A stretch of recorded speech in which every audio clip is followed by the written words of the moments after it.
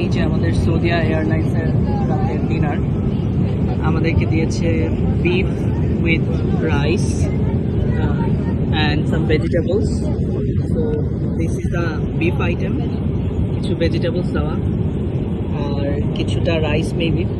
এটা একটা dessert, Pepsi, একটা ছোট বান, একটা 200 ml পানির বোতল আর একটা আনসল্টেড বাটার। শরীফা নিয়েছে হচ্ছে chicken with rice, orange juice, dessert and bread same. এটা হচ্ছে কোনো একটা বিনস, ডাল আর বিনস দিয়ে কোনো একটা স্যালাড টাইপের। কেমন লাগছে চিকেন উইথ রাইস? ভালোই। ওকে, আমি এখন বিফটা টেস্ট করবো, দেখা যাক কেমন।